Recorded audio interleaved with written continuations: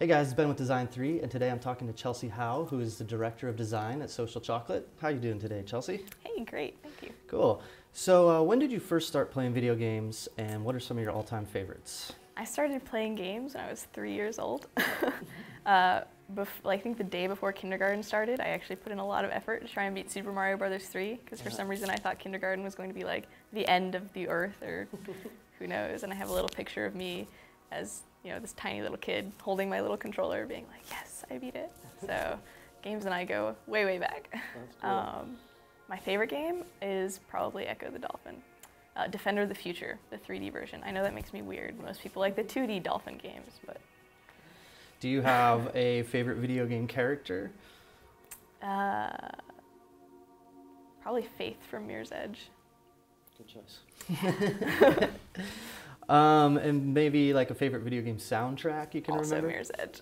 Another good choice. Yeah, Mirror's Edge is like delicious. It was a great game. Yes. How do you go about starting a new game, kind of the whole planning and designing phase of it?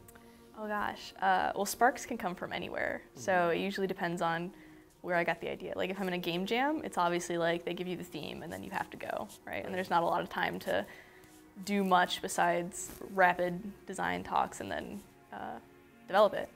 But other times, like in the current indie game I'm working on, Aurora, it actually came from when I was playing with glitter on my kitchen table. I was like, wouldn't it be amazing if there was a game that had this style, where it was all just kind of like this beautiful, high resolution, glittery type textures. Because you don't really see kind of real life textures stylized in games very much. Right.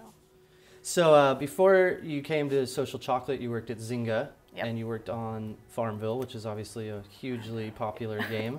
Yep. Can you tell us what it was like working at, you know, such an influential company on such a big game project?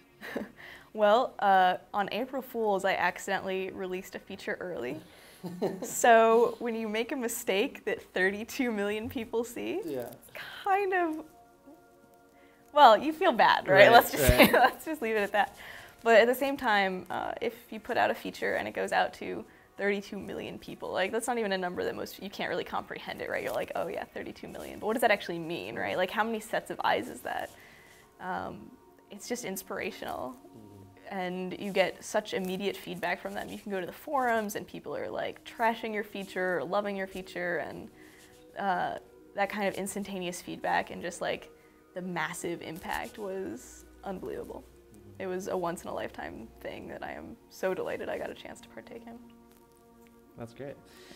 At Social Chocolate, you guys are making games that focus on improving the players' lives, also, you know, evoking kind of deeper emotional responses. Yep. Can you tell us how you implement that goal into your game designs?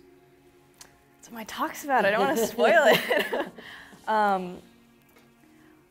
A lot of it is kind of looking at what's in games now and being like, why were those choices made? So one of the reasons that I left Zynga was because I didn't feel like those types of games made an actual deep emotional impact on players. And I think that games as a medium won't move forward until they do start making that kind of an impact. Like when Stravinsky, a composer, wrote The Rites of Spring, he had people rioting in the streets because of it. And why don't we have games that are like that? It's not any inherent lack of the medium, it's because of the choices that are being made right now by designers and developers. And so at Social Chocolate, we're being like, well, are those choices purely based on like finances, on revenue, and are there ways to make revenue and still have people riot in the streets based on your games, and kind of evaluating where to go from there. So just looking deep. Yeah, that's great. What advice would you give to people who are new to game development but want to get started making their own video games? Go make a fucking game. Jesus. There's so many tools out there right now that you can use to make a game. Like there is no barrier to entry anymore. Like between Game Maker and Unity, and there's all sorts of new ones that are out, Stencil, just everyone should be able to make a game. There are tutorials out there. If you are actually motivated, you can make a game. And so I actually think that's a great test, because if you're not motivated to go and learn one of those programs to make a game, then you are not going to survive in this industry. So go make a game. Yeah, that's great advice. Yep. Brings me to my final question. If you had to sum up game design in just one single word, what would that word be? don't know which one to pick. I'm gonna go with Euphoria. I like that. Well, thanks a lot, Chelsea. It's been great talking to you today. Thank you.